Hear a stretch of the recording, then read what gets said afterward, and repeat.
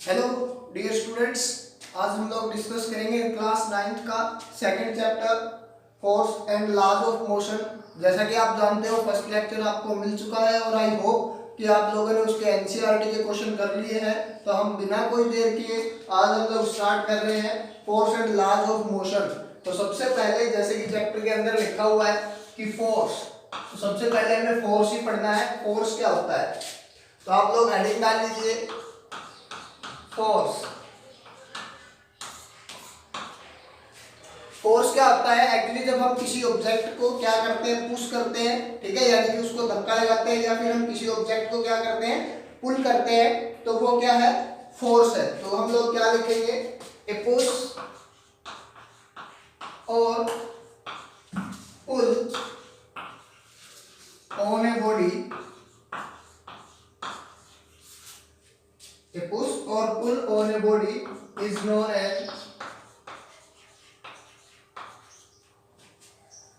as force। वो क्या कहलाता है, फोर्स कहलाता है। अगर हम किसी बॉडी को अपनी तरफ खींचते हैं या फिर हम किसी बॉडी को अपने से दूर धक्का देते हैं तो वो क्या कहलाता है, आपका फोर्स कहलाता है। अब फोर्स को हम देख नहीं सकते कि ये फोर्स लग रहा है। फोर्स की वजह से क्या होता है, कंडीशंस के अंदर चेंज आ जाता है, यानी कि जो चल रहा है उससे कुछ अलग होना शुरू हो जाता है। फॉर एग्जांपल मैं आपको बताऊं तो अगर कोई बॉडी मोशन के अंदर है और उसके अपोजिट कोई फोर्स लगता है तो वो बॉडी किस में आ जाती है, रेस्ट के अंदर आ जाती है। सेकंड वन, अगर कोई बॉडी स्टेशनरी बॉडी है, कोई बॉडी रेस्ट के अंदर है, हम उसके ऊपर फोर्स लगाएं तो वो क्या हो सकती है, वो मोशन में आ सकती है। या अगर हम किसी एंगल के ऊपर किसी मूविंग बॉडी के ऊपर फोर्स लगाए तो वो क्या हो सकता है, उसके अंदर उसकी डायरेक्शन में चेंज आ सकता है। या फिर कोई ऐसी बॉडी हो जिसके हम एक फोर्स लगाए, चारों ओर से एक साथ उसके ऊपर फोर्स लगाए तो वो हो सकता है उसकी शेप के अंदर चेंज आ जाए। फॉर एग्जांपल मैं आपको बताऊं तो जैसे ये कोई स्प्रिंग है, इस स्प्रिंग को अगर आप यहां से इस डायरेक्शन के अंदर खींचेंगे तो क्या हो जाएगा, इसकी शेप के अंदर चेंज आ जाएगा और ये कुछ ऐसा बन जाएगा, यानी कि इसकी लेंथ के अंदर क्या आ जाएगा, चेंज आ जाएगा। तो ये क्या है, change in shape of the body भी किसका रीजन हो सकता है, फोर्स। ठीक है, तो आप लोग लिख सकते हो इफेक्ट ऑफ फोर्सेस या फिर इफेक्ट ऑफ फोर्स। ठीक है, तो आपकी नेक्स्ट हेडिंग आप लोग डाल लीजिए effects of force.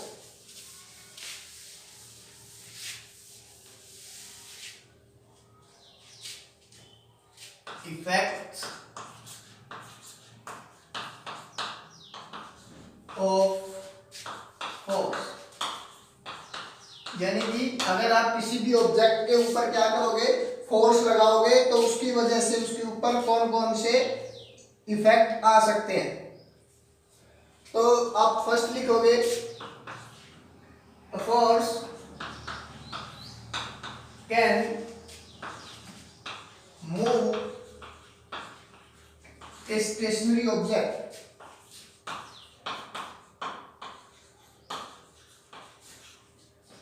Stationery object, force क्या कर सकता है, किसी भी स्टेशनरी ऑब्जेक्ट को मूव करवा सकता है। ठीक है, स्टेशनरी ऑब्जेक्ट। उसके बाद सेकंड वन जो आपका होगा वो क्या होगा, इसी का बिल्कुल अपोजिट, फोर्स कैन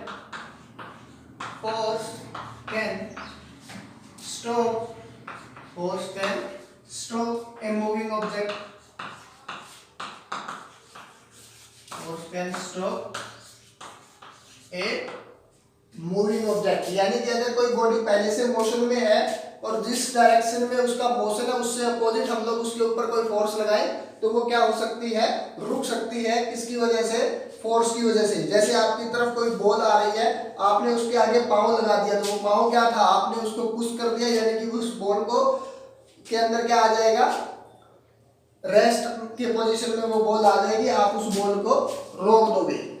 उसके बाद जो हमारे पास इसका नेक्स्ट जो इफेक्ट है वो क्या कर सकता है, चेंज इन डायरेक्शन, यानी कि एक ऑब्जेक्ट को, मूविंग ऑब्जेक्ट को कोई भी फोर्स डायरेक्शन भी उसकी चेंज कर सकता है।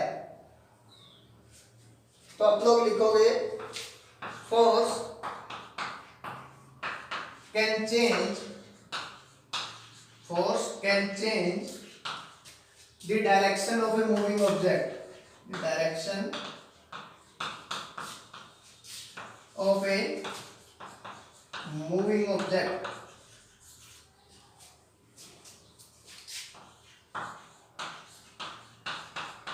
किसी भी मूविंग ऑब्जेक्ट की क्या कर सकता है, डायरेक्शन चेंज कर सकता है कौन, फोर्स। जैसे कि हम एग्जांपल लें तो इसका एग्जांपल हो सकता है जैसे कि आपने कभी क्रिकेट देखा हो खेलते हुए या आपने खुद ने क्रिकेट खेला हो, तो उसके अंदर क्या आती है, जैसे ही बॉल बैट्समैन की तरफ आती है तो उसको केवल एक डायरेक्शन देता है, ठीक है, उसके ऊपर बॉल के ऊपर फोर्स लगाता है, बॉल रुकती नहीं है लेकिन उसकी डायरेक्शन क्या हो जाती है, चेंज हो जाती है। Number 4, force can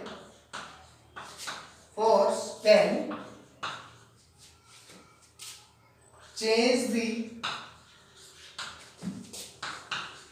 shape of the body,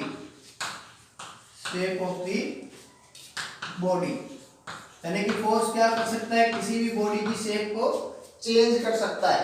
जैसे मैंने आपको एग्जांपल दिया था वो स्प्रिंग वाला, अगर स्प्रिंग को हम पुल करते हैं तो क्या होता है, उसके अंदर उसकी शेप के अंदर चेंज आ जाता है, ठीक है। तो ये हमारे पास कुछ पॉइंट्स थे, या इसके अंदर आप एक चेंज इन स्पीड भी कर सकते हो, जैसे force can change the speed of moving object, speed of a body आप लिख दो, ठीक है, चाहे वो मूविंग हो चाहे वो रेस्ट के अंदर हो।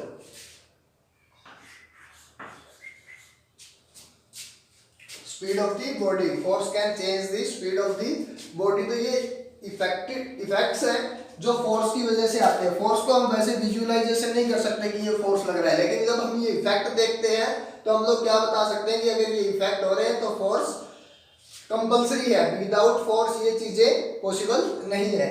इसके बाद आपके जो टाइप्स ऑफ फोर्स, इसके बाद आता है कि टाइप्स ऑफ फोर्सेस।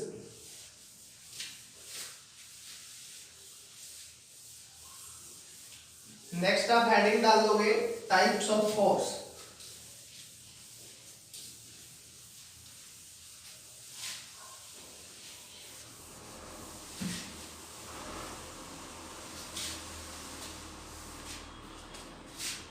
तो आप सबसे पहले ऊपर लिखोगे फोर्स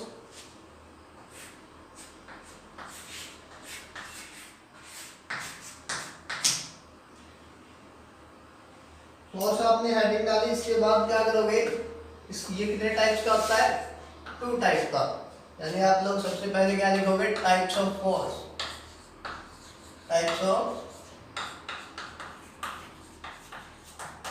फोर्स। तो फोर्स कितने टाइप का होता है, 2 टाइप्स का। एक तो आपका होता है बैलेंस्ड फोर्स,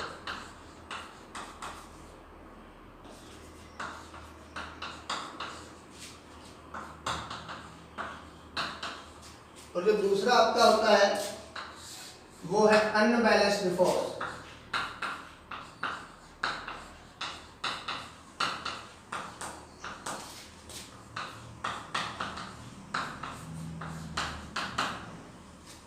ठीक है, 2 टाइप की हमारे पास फोर्सेज हैं, one is balanced force and second one is unbalanced force.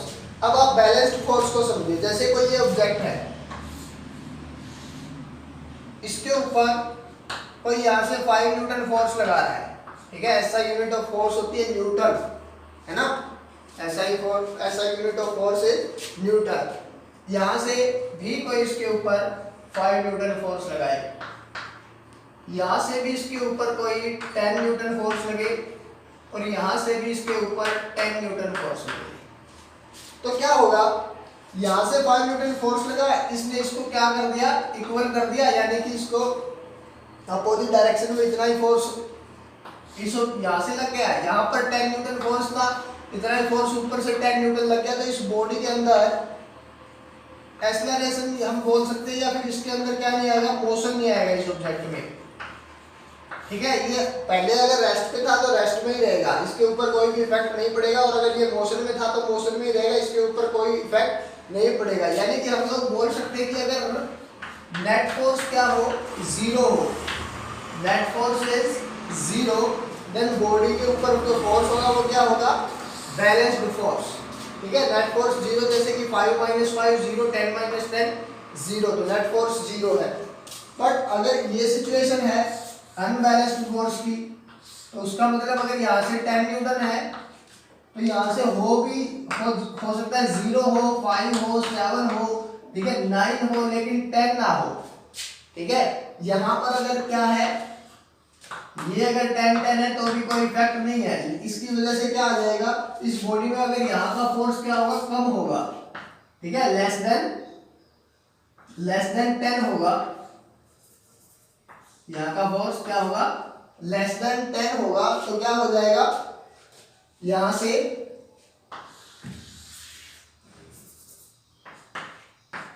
ये जो फोर्स है ये लेस देन 10 होगा, तो यहां से क्या हो जाएगा, इस बॉडी के अंदर मोशन आएगा इस डायरेक्शन के अंदर, और उस केस में नेट फोर्स जीरो नहीं होना चाहिए। यानी कि जो टोटल फोर्स, अगर नेट फोर्स इसके ऊपर हम निकालें तो वो नॉट इक्वल टू जीरो हो। तो ऐसी कंडीशंस के अंदर ऑब्जेक्ट के अंदर मोशन आता है, ऐसी कंडीशन में ऑब्जेक्ट के अंदर मोशन आता है, तो उसे हम लोग बोलते हैं अनबैलेंस्ड फोर्स। अगर हम सिंपली अगर ये बोले कि हम किसी ऑब्जेक्ट के ऊपर फोर्स लगा रहे हैं, तो उसका मतलब अनबैलेंस्ड फोर्स ही है, बैलेंस्ड फोर्स नहीं है। नेक्स्ट जो आपका टॉपिक निकल के आता है, जैसे इसके अंदर एक फ्रिक्शनल फोर्स होता है, वो मैं आपको थोड़ा सा बता देता हूँ कि फ्रिक्शनल फोर्स कौन सा होता है।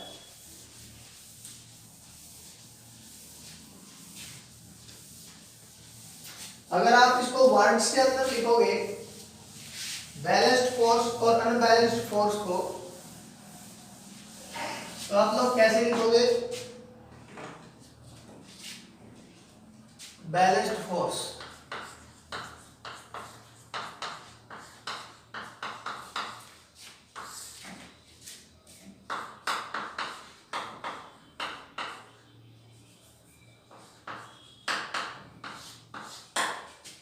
बैलेंस्ड फोर्स को क्या लिखोगे, if the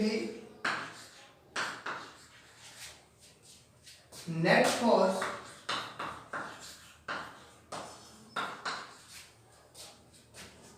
of a body on a body, if net force on a body is zero, if net force on a body is zero, then we can say that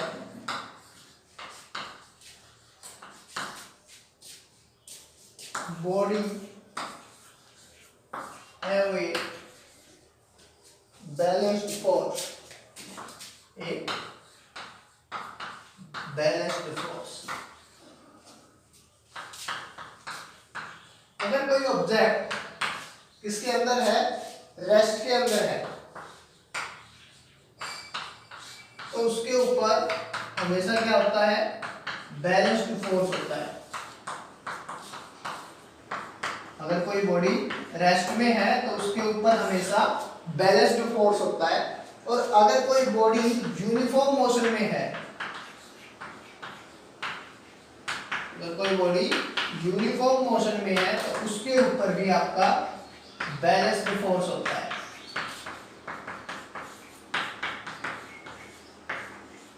ठीक है, अगर कोई body rest में है तो भी उसके ऊपर बैलेंस्ड फोर्स, और अगर किसी कोई बॉडी यूनिफॉर्म मोशन में है तो भी उसके ऊपर क्या है, बैलेंस्ड फोर्स है। उसके बाद जो नेक्स्ट है आपका अनबैलेंस्ड फोर्स, वो क्या होगा, अनबैलेंस्ड फोर्स। अनबैलेंस्ड फोर्स क्या होगा, if the body, if the net force on the body is, आप लोग लिख सकते हो non zero, then we can say that body have a have a unbalanced force, ठीक है।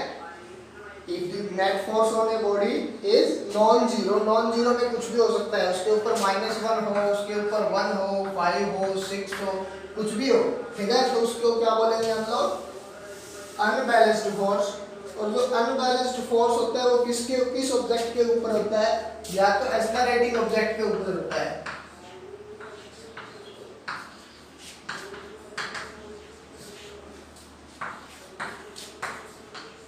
अगर नेट फोर्स क्या होगा, नॉन जीरो होगा, या फिर आप ये बोले कि अनबैलेंस्ड फोर्स होगा, तो वो क्या होगी, एक्सेलरेटिंग ऑब्जेक्ट होगा। या तो वो एक्सेलरेट कर रहा होगा, या हम लोग लिख सकते हैं retarding force, retarding object. Retarding का मतलब या तो उसकी वेलोसिटी के अंदर क्या, एक्सेलरेटिंग का मतलब क्या है कि उसकी बॉडी के अंदर इंक्रीमेंट आए, और रिटार्डिंग का मतलब उसकी वेलोसिटी के अंदर क्या है, डिक्रीमेंट आए, वो कम होती रहे, एक्सेलरेटिंग का मतलब वो ज्यादा होती रहे। तो ये था आपका बैलेंस्ड और अनबैलेंस्ड फोर्स। इसके बाद जो हमारे पास टॉपिक है वो आपका जो न्यूटन्स लॉ ऑफ मोशन, ठीक है, न्यूटन्स लॉ ऑफ मोशन। देखिए न्यूटन साहब ने क्या कहा था,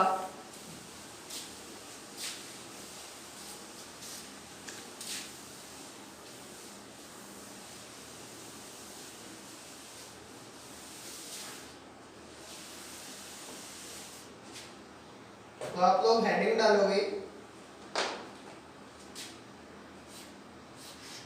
न्यूटन्स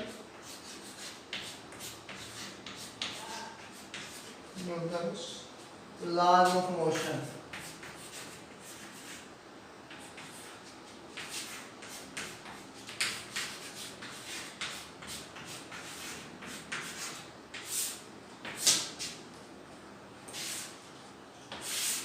न्यूटन साहब ने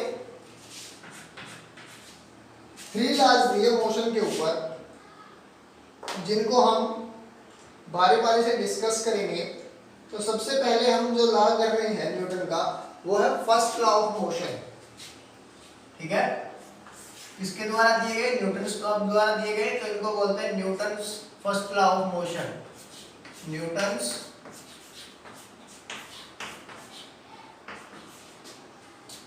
फर्स्ट लॉ ऑफ मोशन।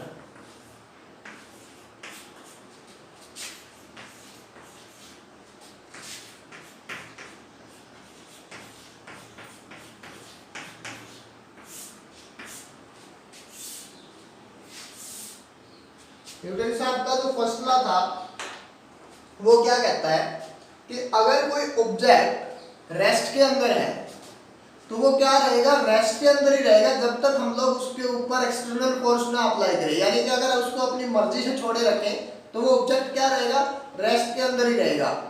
और अगर कोई ऑब्जेक्ट मोशन में है, ठीक है, तो वो ऑब्जेक्ट क्या रहेगा, मोशन के अंदर ही रहेगा जब तक उसके ऊपर कोई एक्सटर्नल फोर्स ना अप्लाई करे।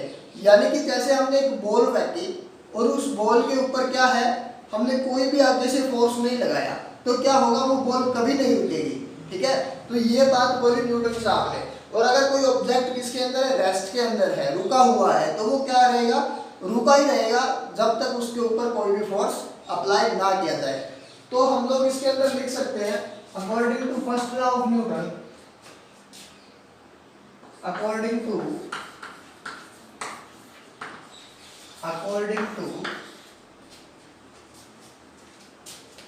first law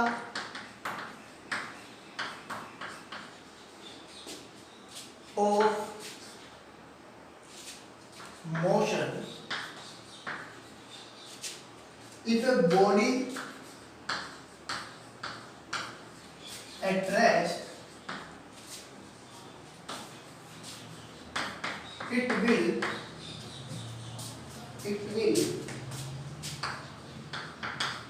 remains in rest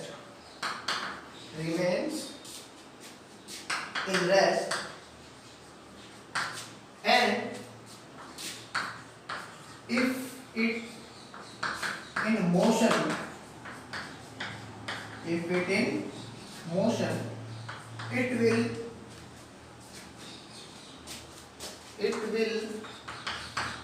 be remains in motion. It will be remains in motion if external force is not applied. If external force is not applied.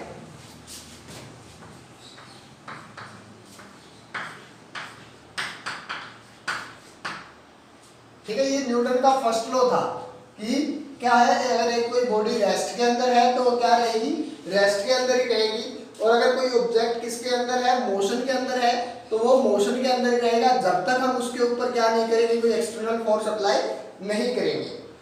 तो इसके बाद क्या हुआ, जैसे रेस्ट वाला तो हमारी समझ में आता है कि अगर कोई ऑब्जेक्ट रेस्ट के अंदर है तो वो रेस्ट में ही रहता है, और अगर वो क्या है, मोशन के अंदर है तो वो एक टाइम के बाद रुक जाता है। जैसे आप लोगों ने देखा होगा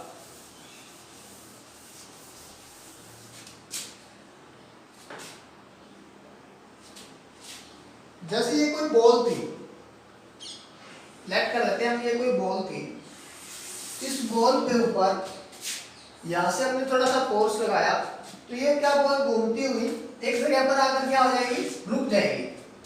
ठीक है, तो ये ऐसा क्यों होता है, ठीक है, तो ऐसा किस लिए होता है कि इसके ऊपर अपोजिट डायरेक्शन में एक फोर्स लगता है जिसको बोलते हैं फ्रिक्शनल फोर्स। ये आपने पहले भी पढ़ा होगा, फ्रिक्शनल फोर्स। ठीक है, अब ये फ्रिक्शनल फोर्स कौन सा फोर्स होता है, फ्रिक्शनल फोर्स होता है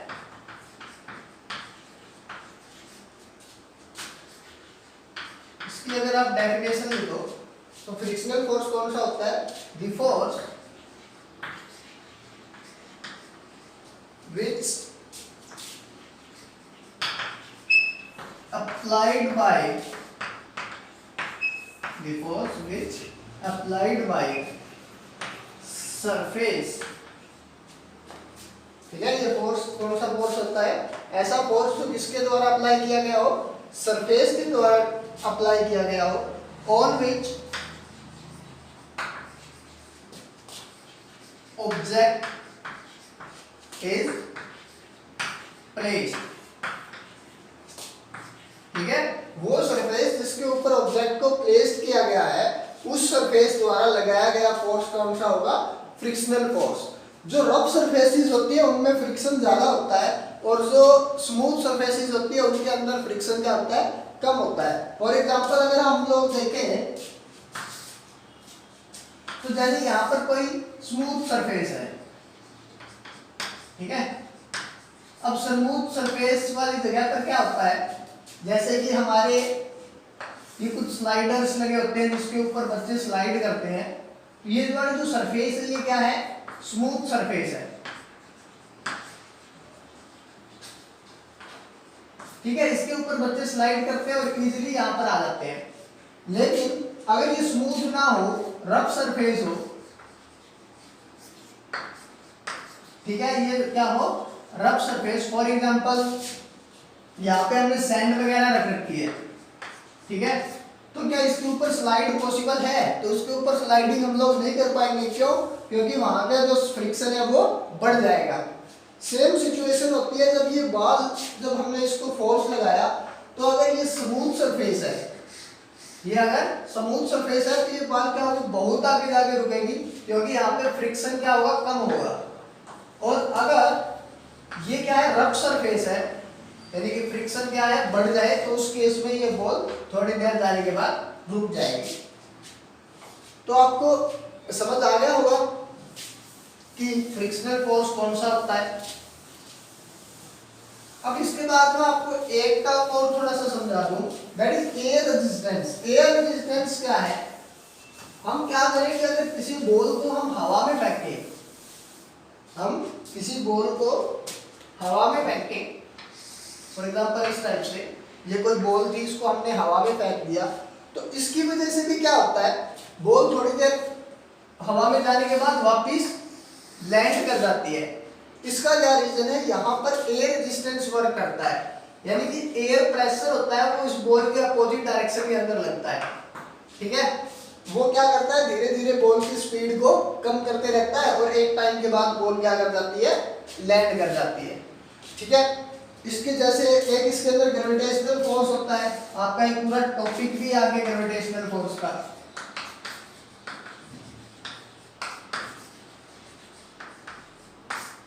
ठीक है, वो ग्रेविटेशनल फोर्स भी वर्क करता है।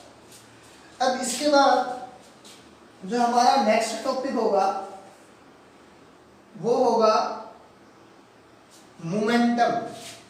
ठीक है, मोमेंटम, इसके हम और भी बहुत सारे एग्जांपल ले सकते हैं। जैसे कि क्या हो, हम लोग बस में बैठे हैं और अचानक से बस के अंदर मोशन आ जाए। ठीक है, हम लोग क्या बैठे हैं, एक बस के अंदर जैसे बैठे हैं,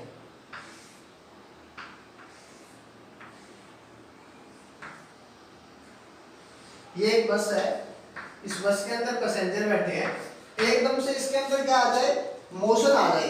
ठीक है, ये चलने लगी, ये पहले रेस्ट पे थी, अब इसके अंदर मोशन आ गया तो क्या होगा, ये जो पैसेंजर है ये एकदम से पीछे की तरफ आएंगे।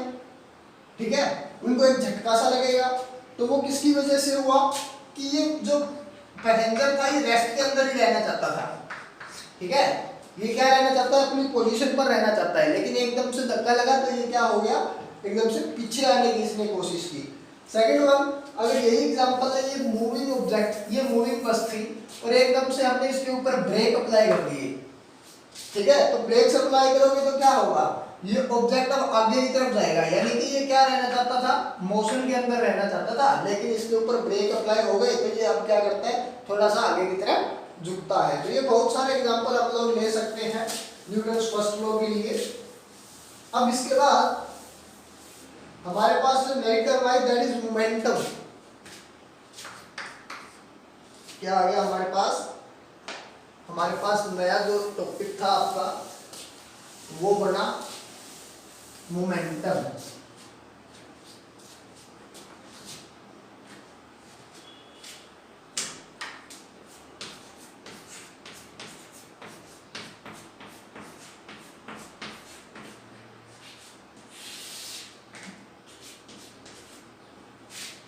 भी मोमेंटम क्या चीज है, देखो मोमेंटम, अब कोई ऑब्जेक्ट अगर रेस्ट के अंदर है, हम उसके ऊपर फोर्स लगाएं तो वो मोशन के अंदर आएगा, और अगर कोई ऑब्जेक्ट मोशन के अंदर है और उसके ऊपर हम फोर्स लगाएं तो वो रेस्ट के ऊपर आएगा। तो उस सिचुएशन को हम काउंट करते हैं कि हमें किस ऑब्जेक्ट पर कितना फोर्स लगाना पड़ेगा। फॉर एग्जांपल अगर मैं देखूं, ये बॉल थी, इसके ऊपर आपने थोड़ा सा भी फोर्स लगा दिया, ठीक है, आपने इसके ऊपर थोड़ा सा भी फोर्स लगा दिया तो ये क्या होगी, मोशन के अंदर आ जाएगी। ठीक है, इजीली मोशन के अंदर ये आ जाएगी। बट अगर इसकी जगह पर आपके पास कोई, जैसे कोई हम ले लेते हैं हैवी बस ले लेते हैं, ये बस थी, ठीक है, इस बस के ऊपर आप इतना फोर्स लगाओगे तो ये मोशन के अंदर नहीं आएगी, है ना, ये मोशन के अंदर नहीं आएगी। दैट इज एक्चुअली, ये जो मास की वजह से क्या होता है, बॉडी की टेंडेंसी बढ़ती है रेस्ट में रहने की हो या फिर मोशन में रहने की हो। अगर जैसे जैसे ऑब्जेक्ट का मास बढ़ेगा वैसे वैसे क्या आ जाएगी, उसकी टेंडेंसी बढ़ जाएगी रेस्ट या मोशन में रहने की। तो ऐसे इसको एक्चुअली इनर्शिया बोलते हैं। तो आप लोग इनर्शिया की एक बार डेफिनेशन लिखिए कि what is inertia.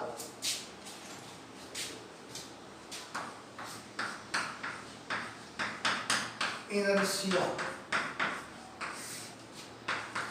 the tendency of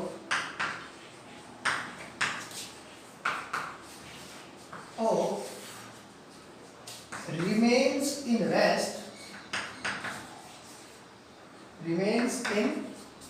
rest or motion, remains in the rest or motion of a body is known as inertia of the body. Inertia of the body. ठीक है, अब inertia किसकी वजह से आता है, मास की वजह से। Inertia comes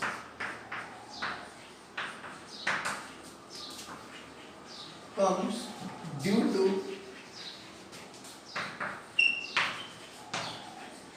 mass of the body.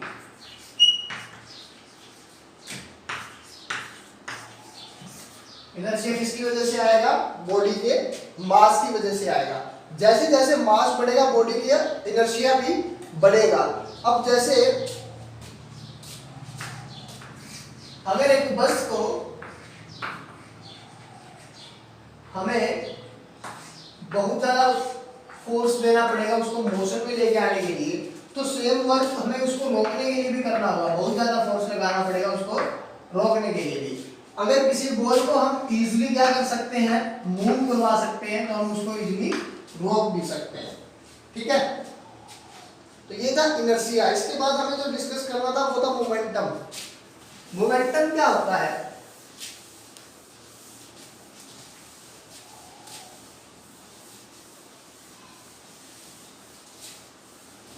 अब जैसे इनर्शिया केवल मास की वजह से आता है, वैसे मोमेंटम बनता है मास और वेलोसिटी से। ठीक है, यानी कि आप लोग मोमेंटम क्या बोलोगे, ये प्रोडक्ट होता है मास एंड वेलोसिटी का। तो आप लोग डेफिनेशन में लिख सकते हो कि product of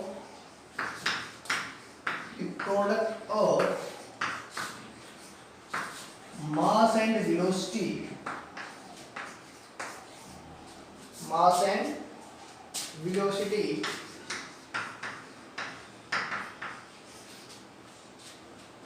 of a body is known as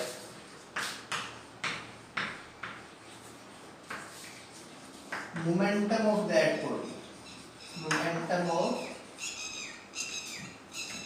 that body।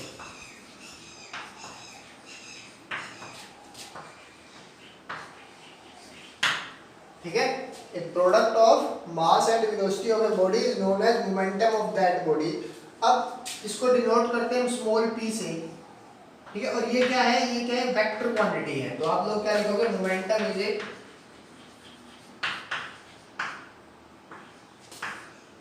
Vector quantity.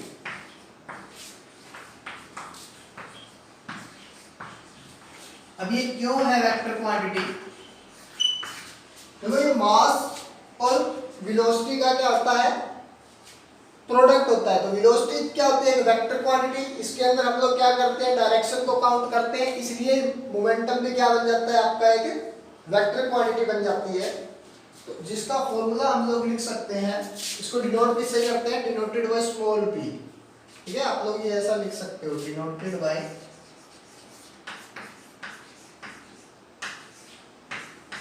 Small p।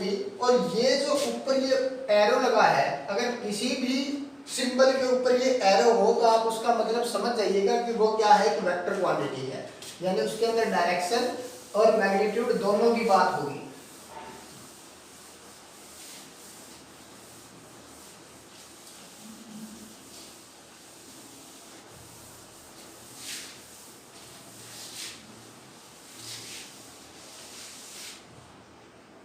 तो हम ऐसा यूनिट की बात करते हैं, या फिर पहले हम मैथमेटिकल रिप्रेजेंटेशन करते हैं, mathematical representation.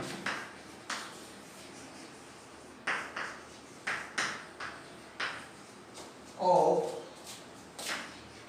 Momentum.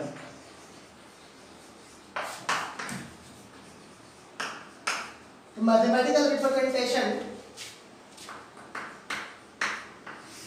Mathematical representation of momentum कैसे होगी, symbol into a mass into a velocity, यानी कि p is equal to mv। ठीक है, ये अगर आप लोग साइन दिखाना चाहो, शो करना चाहो तो शो कर सकते हो, वरना कोई जरूरी है नहीं अभी के लिए आपके लिए। ठीक है, तो ये स्मॉल p से हम लोग इसको डिनोट करेंगे, और क्या है, ये एक वेक्टर क्वांटिटी है। देखो जैसे वेलोसिटी होती है ना, initial velocity, initial velocity, and दूसरी होती है जैसे फाइनल वेलोसिटी। वैसे ही क्या होता है, मोमेंटम भी होता है, इनिशियल मोमेंटम और फाइनल मोमेंटम। तो इनिशियल मोमेंटम कौन सा होगा, जब इसके मास के साथ इनिशियल वेलोसिटी को मल्टीप्लाई किया जाए, प्रोडक्ट बनाया जाए, और मास के साथ अगर फाइनल वेलोसिटी का प्रोडक्ट बनाया जाए तो वो क्या हो जाएगा, फाइनल मोमेंटम। यानी ये आपका कौन हुआ, इनिशियल मोमेंटम,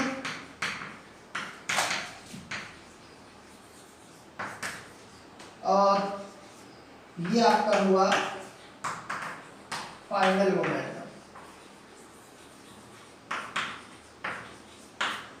ठीक है, इनिशियल मोमेंटम और फाइनल मोमेंटम।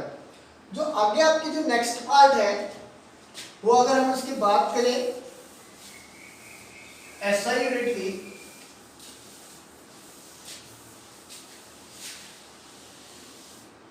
तो एसआई यूनिट ऑफ मोमेंटम क्या होगा, एसआई यूनिट ऑफ मोमेंटम,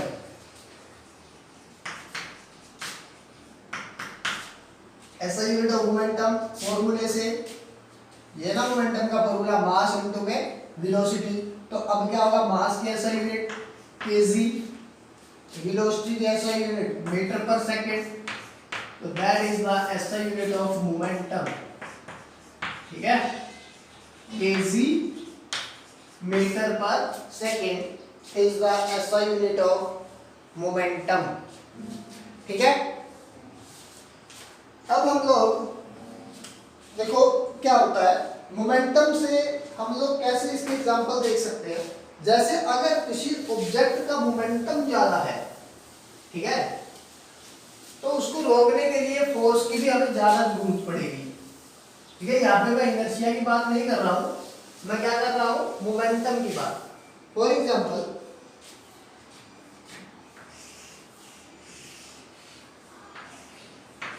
ये एक बस थी,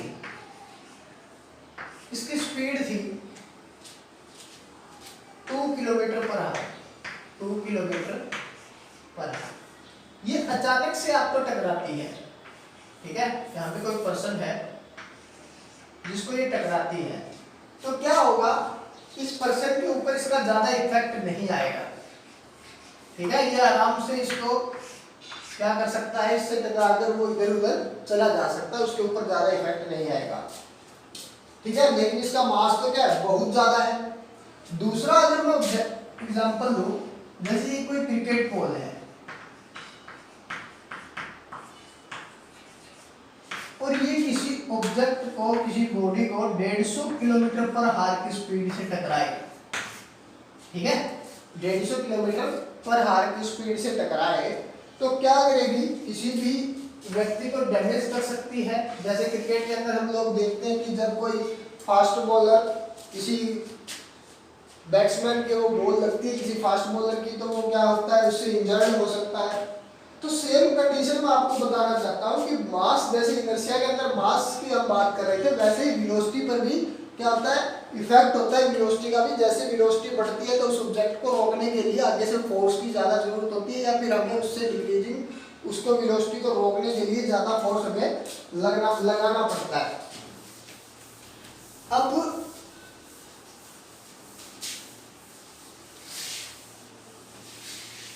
जैसे हम एग्जांपल ले वही, तो एक क्रिकेट बॉल को जब कैच किया जाता है,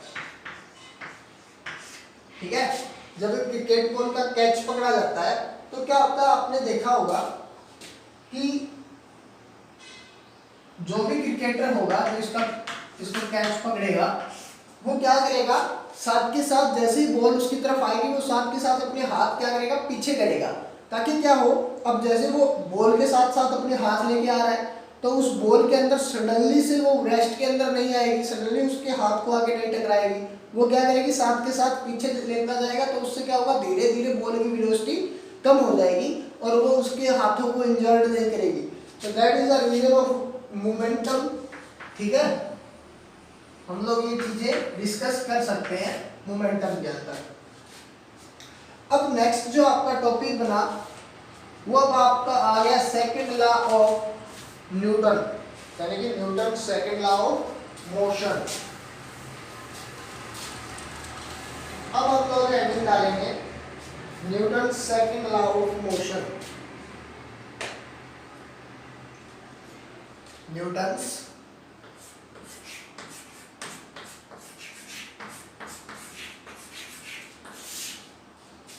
सेकंड लॉ ऑफ मोशन।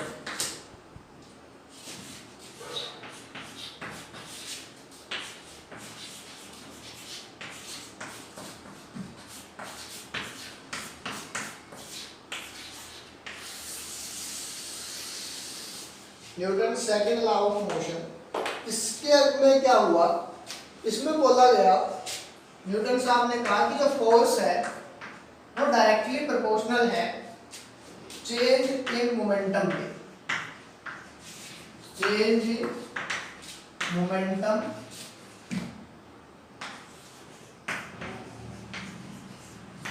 पर यूनिट टाइम।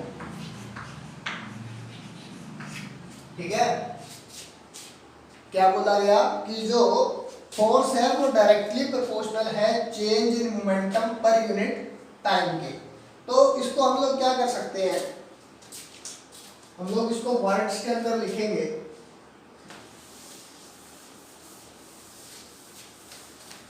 कि according to Newton's first second law of motion, according to Newton second law of motion,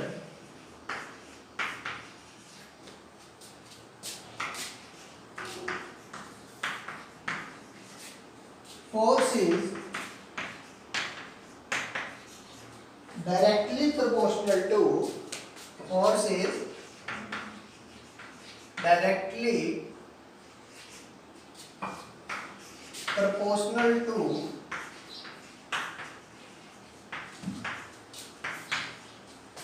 change in momentum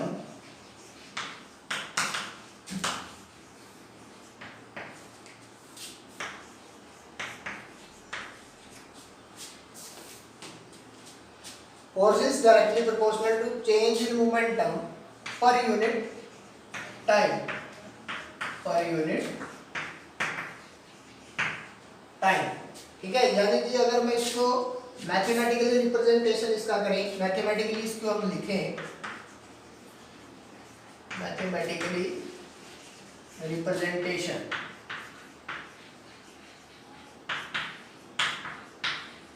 तो वो क्या होगा कि F इज इक्वल टू, या F is directly proportional change in momentum का मतलब क्या, final momentum minus initial momentum. तो फाइनल मोमेंटम हम लोग लिख सकते हैं mv से, इनिशियल मोमेंटम हम लोग लिखते हैं mu से, और अपॉन में t, अपॉन में t।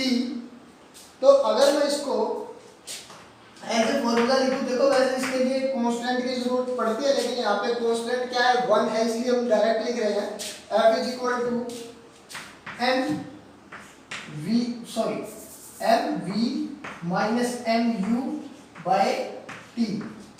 ठीक है, तो अब इसके अंदर हम क्या करें, m कॉमन ले लें, v minus u by t,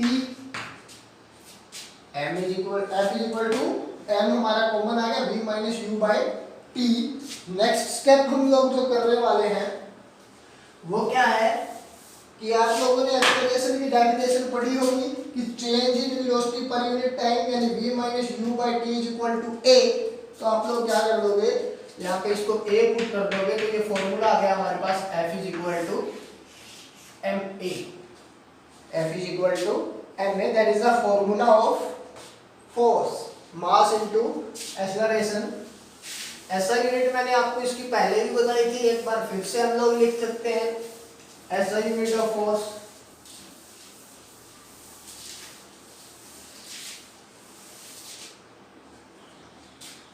SI unit of force.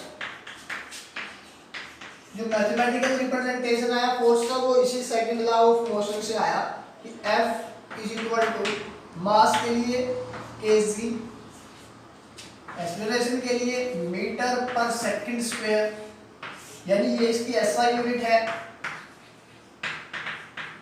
ठीक है, और इसी यूनिट को, ये काफी बड़ी है लिखने के लिए में, इसलिए हम लोगों ने न्यूटन साहब के नाम पर इसको यूनिट को नाम दे दिया न्यूटन। ठीक है, जिसको डिनोट करते हैं हम लोग एन से, यानी ऐसा यूनिट ऑफ फोर्स की अगर बात करोगे तो आप लोग क्या होगा, न्यूटन डिनोट करेंगे एन से। ठीक है, उसके बाद क्या है,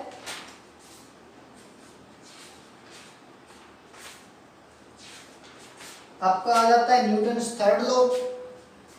ठीक है, एप्लीकेशन अगर यही वही क्रिकेट बॉल को कैच करना वगैरह वगैरह इसकी एप्लीकेशंस है, एप्लीकेशंस आप लोग देख लोगे, हर एक लॉ की अपनी एप्लीकेशंस हैं, उसके वर्क हैं। ठीक है, तो अब हम लोग डिस्कस करेंगे Newton's third law, Newton's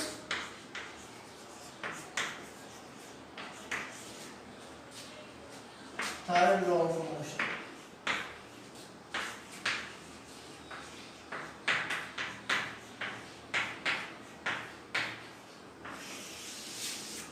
Newton third law of motion क्या बताता है, जैसे हम इसको पुश करने की कोशिश करें, ठीक है, हम इस बोर्ड को पुश कर रहे हैं, तो पुश करेंगे तो क्या होगा, सडनली हम क्या आएंगे, पीछे आएंगे।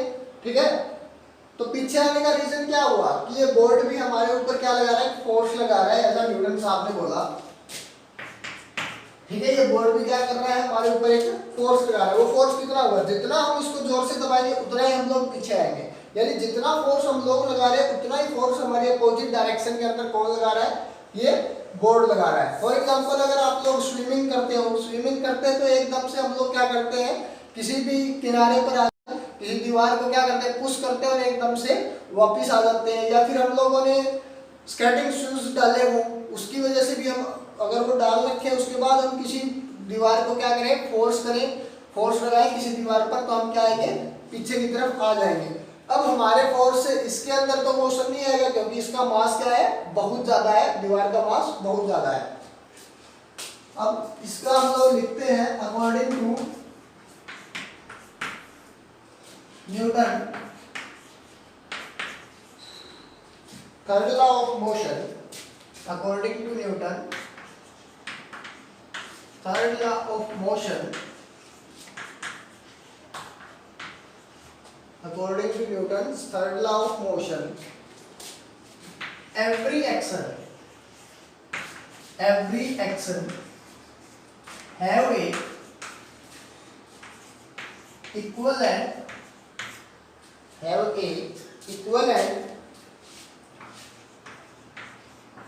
opposite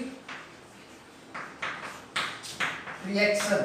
ठीक है, every action have a equivalent opposite reaction, यानी कि जैसे ही हम लोग क्या करेंगे, किसी बॉडी को फोर्स करेंगे, वो हमारा क्या हुआ, एक्शन हुआ, तो वो क्या करेगा, हमें रिएक्शन देगा, कितना उतना ही, लेकिन अपोजिट डायरेक्शन के अंदर। ठीक है, तो ये था आपका न्यूटन्स थर्ड लॉ। ठीक है, तो जिसकी वजह से आप लोग क्या कर सकते हैं, इसका एग्जांपल मैंने आपको बहुत से एग्जांपल बताए। अगर मैथमेटिकली आपको काउंट करना हो तो ये जैसे आपका क्या है, जो स्प्रिंग वाला वेट काउंटर होता है ना, जिससे हम लोग क्या करते हैं, वेट या वेइंग मशीन होती है, स्प्रिंग वेइंग मशीन हम इसको बोल सकते हैं। अगर आप इसको एक दूसरी स्प्रिंग वेइंग मशीन से क्या करेंगे, कनेक्ट करके इसको अपनी तरफ खींचेंगे, तो क्या होगा, ये दोनों एक जैसी, ये दोनों क्या करेंगे, एक जैसे मेजरमेंट आपको देंगे, क्योंकि जितना ये फोर्स लगाएगा उतना ये भी इसके ऊपर क्या करेगा, फोर्स लगाता रहेगा। ये इसके एग्जांपल्स हो सकते हैं। अब इसके बाद जो आपका नेक्स्ट पार्ट है, पहले तो इसके अगर और भी आपको एग्जांपल देखने हैं तो क्या हो सकता है, जब हम लोग किसी गन से फायर करते हैं तो वो गन भी क्या करती है, पीछे की तरफ आती है। जब हम लोग वॉक करते हैं तो हम लोग क्या करते हैं, अर्थ को पीछे की तरफ धकेलते हैं और हमारी बॉडी क्या कर जाती है, आगे चली जाती है। तो ये सारे एग्जांपल हैं किसके, आपकी Newton's third law of motion के। उसके बाद नेक्स्ट टॉपिक आपका बनता है कंजर्वेशन ऑफ मोमेंटम, और ये इस चैप्टर का लास्ट टॉपिक है। तो हम लोगों ने इस चैप्टर को केवल एक ही लेक्चर के अंदर खत्म कर रहे हैं, और आपको क्या करना है, आपको इसके एनसीईआरटी के क्वेश्चंस वगैरह सब कर लेने हैं।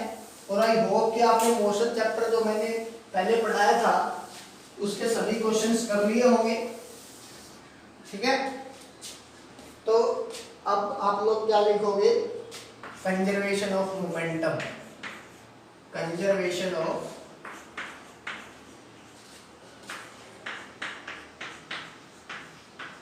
मोमेंटम।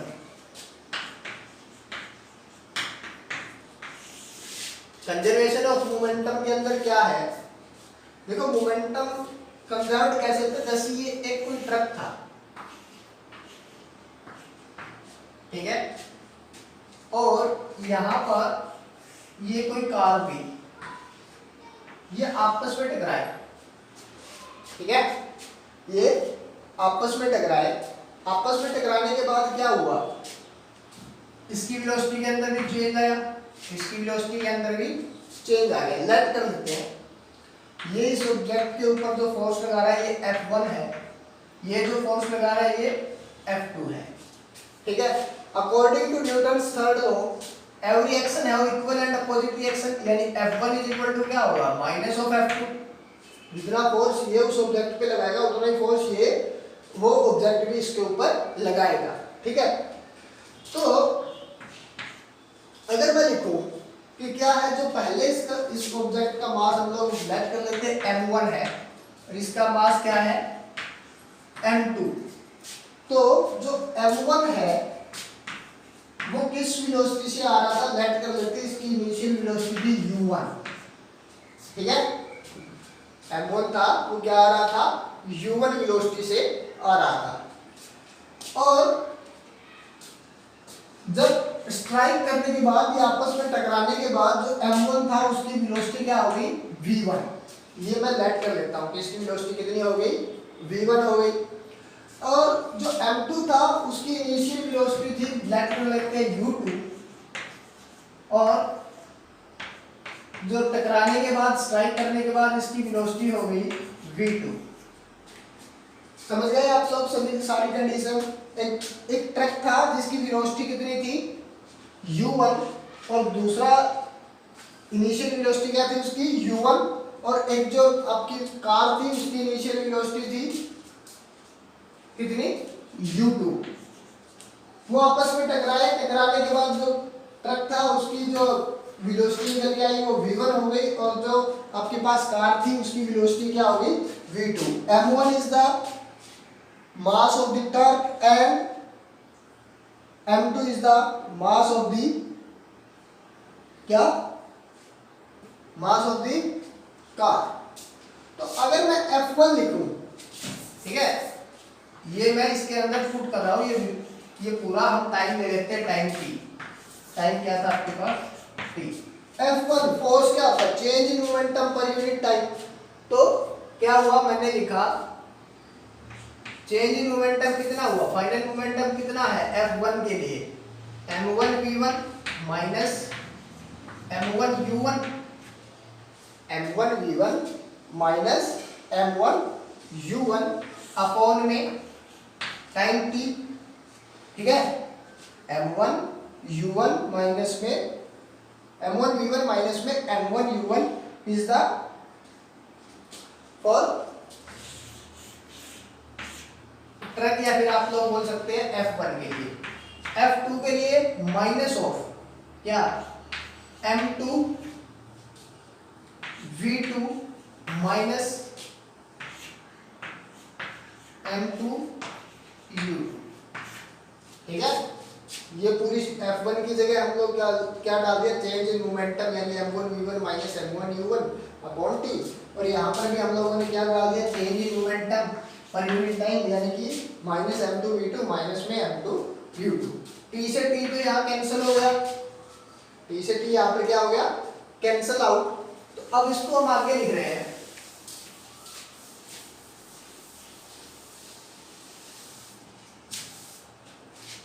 आगे क्या होगा देखो, m1 v1 minus m1 u1 is equal to minus of m2 v2 minus of m2 v2, ये माइनस की मल्टीप्लाई हो गई अंदर, minus minus plus of m2 u2, ठीक है। m1v1 माइनस m1u1 था, यहाँ पे t था, t से t कैंसिल आउट हो गया, यहाँ पर माइनस को अंदर मल्टीप्लाई कर दिया, तो ये माइनस m2v2 प्लस का क्या बन गया m2u2। अब अगर हम लोग देखें इसको तो मैं ऐसे लिख सकता हूँ m1v1, इसको इस साइड ले आओ, प्लस का m2v2 is equal to m2u2 तो था ही पहले प्लस का, और ये माइनस का m1u1 इस साइड जाकर क्या हो जाएगा प्लस का m1u1। यहां तक आपको कोई भी दिक्कत नहीं आई होगी। तो m1v1 प्लस m2u2 इसका मतलब क्या हुआ, total initial momentum, total initial momentum of the system, यानी कि पूरे दोनों ऑब्जेक्ट का momentum of the system, and m2u2 plus m1u1 का मतलब क्या, टोटल फाइनल मोमेंटम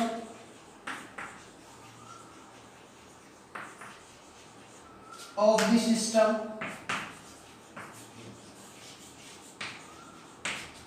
ठीक है, तो वो दोनों क्या रहे, हमेशा इक्वल रहे, है ना। इस केस में वो क्या रहे, इक्वल रहे। तो ये आपके पास एक फॉर्मूला बड़ा आपको वर्क करेगा, m1v1 plus m2v2 is equal to m2u2 plus m1u1।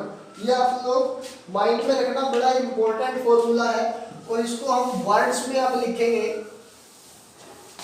इसको law of conservation of momentum को। तो वो क्या बनेगा आपका कि according to law of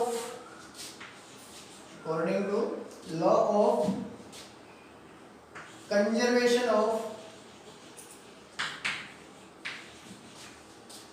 momentum, initial momentum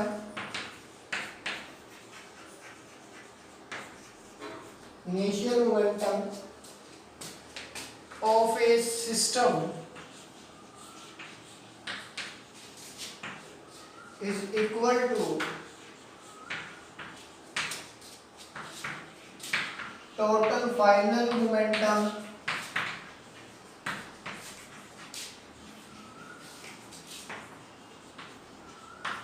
of the system,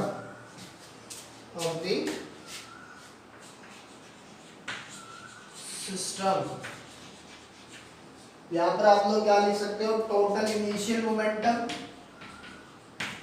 of the system is equal to total final momentum of the system.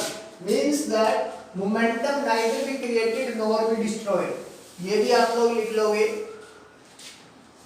Means that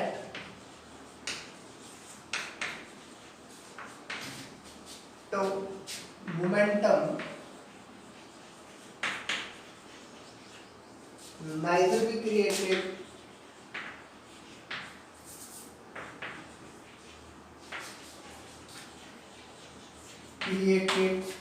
nor be destroyed,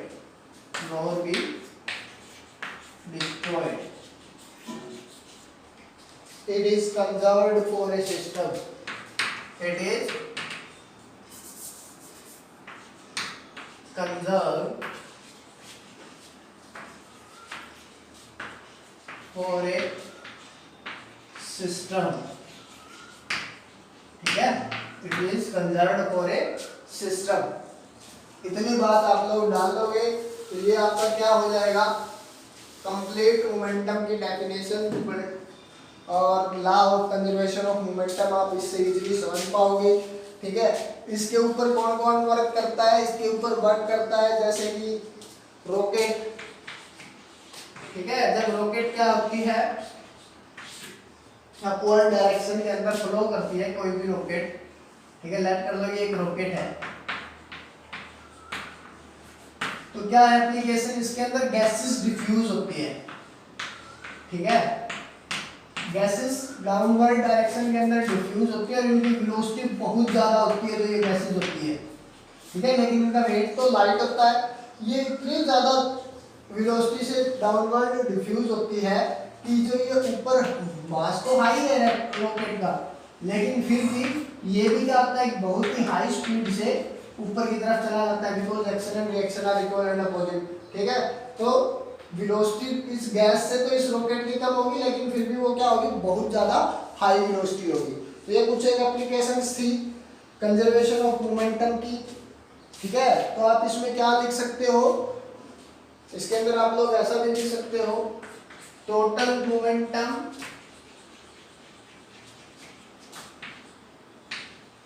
before collision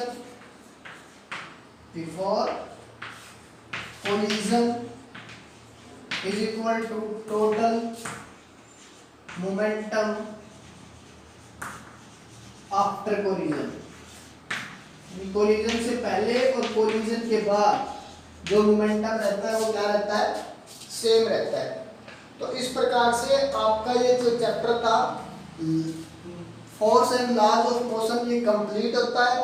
और I hope कि आपको ये अच्छी तरह से समझ आ गया होगा और आपको हर एक क्वेश्चन एनसीईआरटी का सॉल्व करना है। ठीक है, ये हमारी डिमांड है आप लोगों से।